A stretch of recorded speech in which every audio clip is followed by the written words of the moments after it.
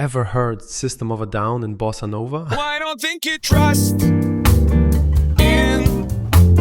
my self-righteous Of course, you know that feeling when you're playing a song and it's just the same 4 chords going round and round. Verse, chorus, bridge. By the third verse, your left hand is playing all by itself, without you even being there. Today, we're going to talk about how to turn that into a real arrangement. And when I say real arrangement, I don't mean sitting there cycling through random chords, hoping one of them fits.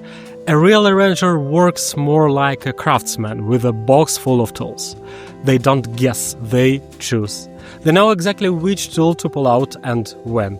And that's where I'm going to show you today a few tools you can reach for any time you want to transform a song.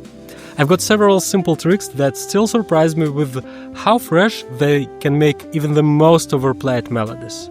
Today, we'll use them for reharmonization, adding extra chords to change the harmony and give it new color.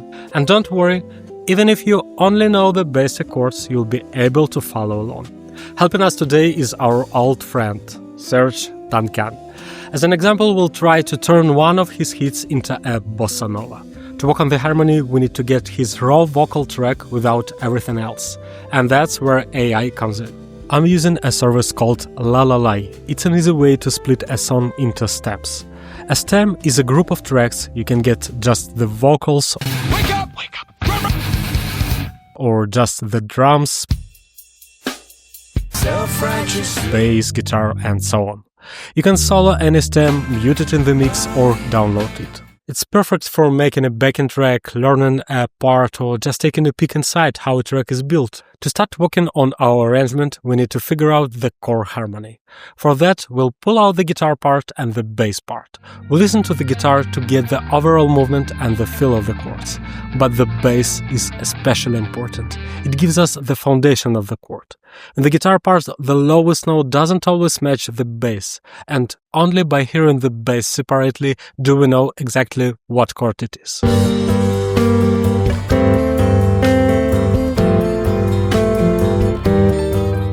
In this song, the harmony is actually not that simple.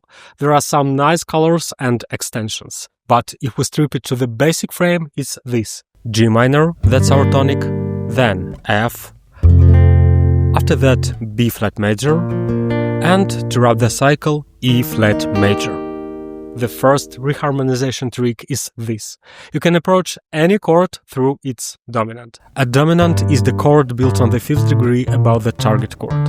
It pulls you toward it, creating movement and resolution. There are different ways to find it. The easiest with the circle of 5th.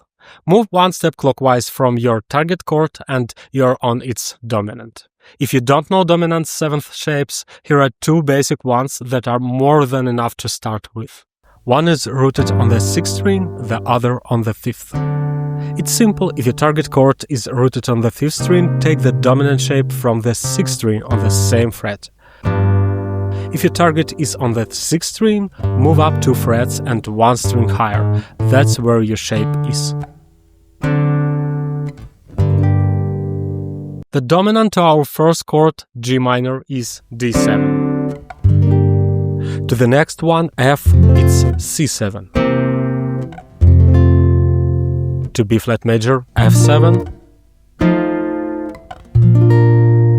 To E flat major, B flat 7. And to get back to G minor, again D7. And here is another quick trick. Any dominant chord can be replaced with a diminished 7th chord. And it's really simple. Here is the shape, and you just play it 1 fret below the chord you're going to. For example, if we are heading to E flat major, we can play a diminished 7th shape 1 fret lower, right at D, and it will pull us into E flat just as strongly, but with a different color. And here's the fun part. This chord is symmetrical. Move it up the neck by 3 frets and it's the same chord, just another inversion. You can keep moving it in steps of 3 frets and it will still work. This means you can stretch your dominant section, make it clamp and create more tension before finally landing on your target chord.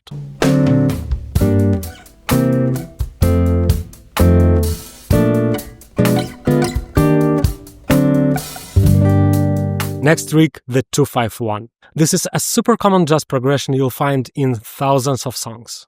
Even if you're not into jazz at all, it still works. I've dropped it into rock, pop, folk, anything. The idea is simple. The chord you're going to is 1. From there, count up to the 5th degree, that's the dominant, or 5. Before the dominant, put the chord that leads into it, that's 2. Finding the 2 is easy. Go up 1 note in the scale from your target chord. If you're heading into a major chord, the 2 will be a minor 7th. If you're going into a minor chord, the 2 will be half diminished.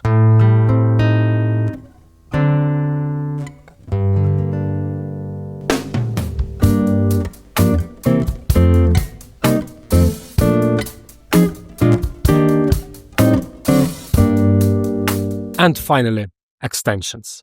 I always compare them to spices. Some people like it hotter, some just add a pinch for flavor, and some avoid them altogether. It's all about taste. If you want, grab any chord chart and see what you can sprinkle onto your basic shapes. When you start dressing up simple chords with extensions, they instantly sound richer and more interesting, and you also get nice melodic voice leading between chords. In the end, we built an arrangement that moves, breathes, and sounds nothing like the original loop. I cry what angels deserve to die.